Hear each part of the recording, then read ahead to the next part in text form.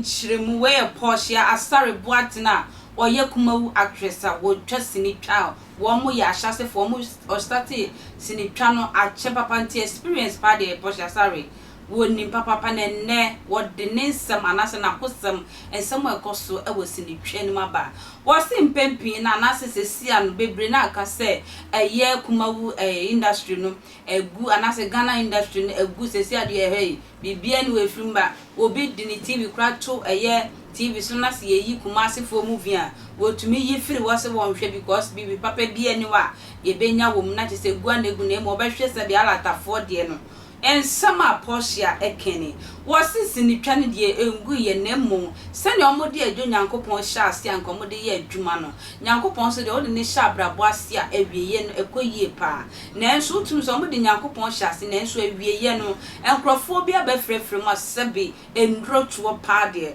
omode ewrasi ni twanem empoma ko set so a wonua bi edidi obefre o se brana bedi bi no san nyina eya kwankyera eya gbalagbafo de amomo woni ndidi na wontimi enye interesting to say and somewhere cosmos ni twam no anu ode nti enye sini na abafum na mo ndro sama ebimu dia bebramu na egu adwuma no Portia akasa na nsam no edos we kwentwa mentimi ngine nyina hweme so subscribe Attention TV na wasanso a share no wa like amaye na wahu ensam ekoso a ekoso twaba nyina wonsu wo benya bi etie wa Attention TV mi entie Portia akusem ewusini twenum emrasisia God knows but chade nyame akira no no otamfo timi nsai no me Portia me nyame ani adwempa na de bia wo mitiri mo makoma me dandwene me nua bi ho adwembone da enti de wo beye bia no anya adwuma je se nyame ama wo kwan se nyame ma wo kwan a ntimi nsai mi o as actresses no nowadays na na say we know you are talking in pains awo ya nso sa me interview no o se de nkrofo ye no amanfo so pan too much as kwako kamia ye said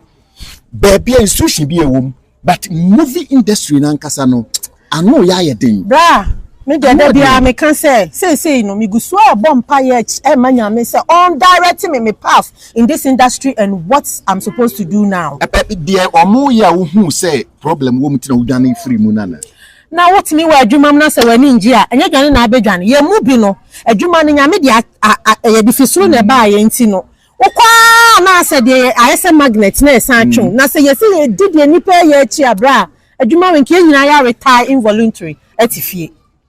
ya sha adwuma we ya se de bia me ni a wo ya betena se bia se we ye kan ye wo set so abusuafo me tiri wo ne me costume na ye wo set so ase ya na ya pon enne ye betena set so anopa ya na me ni a wo ya ye ka ye childhood days kire ye costume ye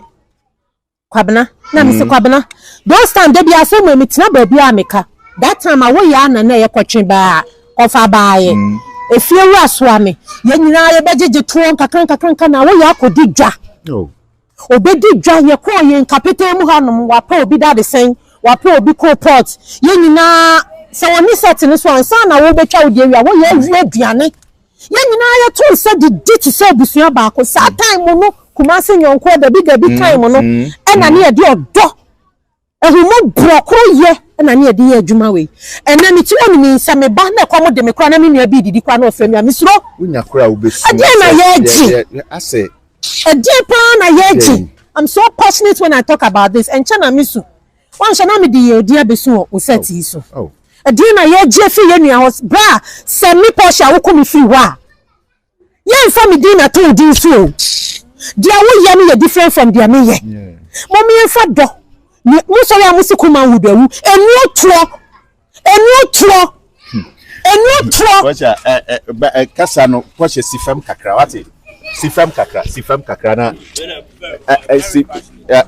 muso ya musikuma wudawu kuma wudawu yo enu tro se ya mfa kunkunu ye refi se obi na boy ya ba asase so no de gift ni ma yen ye movie ni nyina nipa dodo ahina so ko Dondology school ni padodo ahin no say Lagos School of Performing Arts no mesro ye mu dodo ahin de ko aja woni bobo gina ho say no wa adwene ne be se woni me nko abekoto ho a eti wo de ma wakoma no mmra fam kakra anya se won beka se maka asema hyewa no beto so nya akola se midi no ye bo me de masensen but bi ane ya sabe jaya temagu so na woka papa no krona na meka no yes no krona na meka me de minim ni se abra enkrofo bi be frafra yemu omo ne nam numsifo se bi menka se bible kwa se fa de ye kaza de ma kaza ne fa de ma eyama caesar ema caesar obi adi ni leni na emomu no kura kwan ne de wan fa so na wo fa baabi ensese wo fa baabi ade ne da wan fa nto ho a eyi tawasha wa wo mu ache time ben na wo hu say enuotuo na wo kan time ben yi aben na wo hwe mu hu say sa time na start here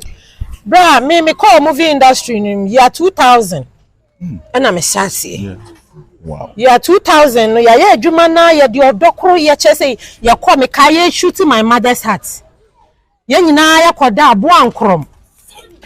en kenken so bi e ho baby dabi kura de na ya bo ankrom that time no ye ni sika de kwa dan hotel o se sanka ya bai compound fie no compound no na masere ye nyina ya da mattresses en na na mebusa se that time ko ye de na ntontomo nwe yen because me and mosquito yin ko so na ntontomo nwe yen ye nyina kitchen compound house kitchen kase no da bia beba mattress ye nyina na egufom that time no na sa na ma ni woni nti ye di nuado obi adi ni yonko aduane ka me ba ye ya udi doko na ma beto na mde nsa atum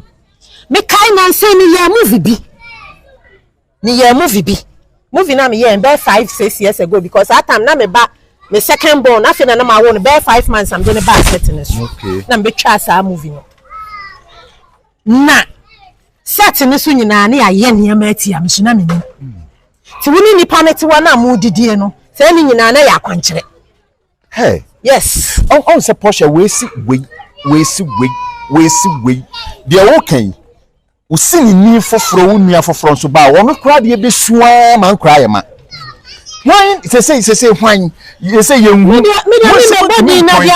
wa same point de me kakakra ku ye no kra nya me ata so nim say no kra wo de ade abeche wo be hu nsem ebeba nso so no kra de ye ba akopɛ de me ka tia ni say wo na omo nam sa akwan no so no mu yes into omo nyai emwo wo omo nam kwan say ye nyina ye betimi aye ho nam ba ako ti say na first ni nyina ye ho nam ba ako na nya me hu ye mobo say bible empanyifo si praye we ba ako ebu ka bo memu say ye nyina ye nante sa akwan na that time miracle films ye din ye shase Chairman Playhouse ye de shase ansa na miracle nso ba ye din na chi abesi ne no say sa bra no ni sunu ne ewom dia ene ye nyina ya no besa abo ama Ghana movie industry no ye local sector na ebi mato ni din Kumawood no me dia me mfo aso because minim say Kumawood e obi a company name ene ya je atare ye ho nti me ka Kumawood me ka say ye na ye tree speaking movies no you know both languages no say ye nyina ye ka ye ho abom ene impo English ones ni nyina na ehu ye ho say ye nyina ye Ghana movie industry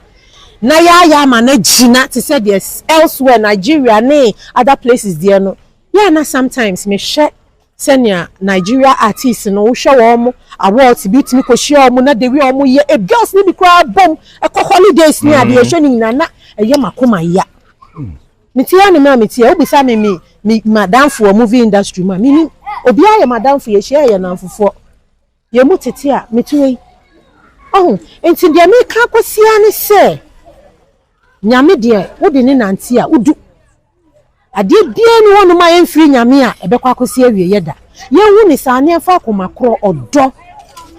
na ye nyina ye nya temama ye ho na ensatie nyina nyame bo no one day ye wo na onsatie na ebi ntu ye na later wo nyina na aba we ma ye ti ase pefe se endro entimi ye bibia yi endro ese ne ma sene a Portia eka no se se pa na tie pa de na wo se ye nyina ye hwe ne yesu ni twafo no ye tutu ya na mo ye sene Ghana fo nso ye de ye yesu ni twa no be kwa enu ampa egu obi ani wo pese wo hwe bi oba akɔhwe alatafo no ye nso ye die mu wo se ye ni ye kwantwa aka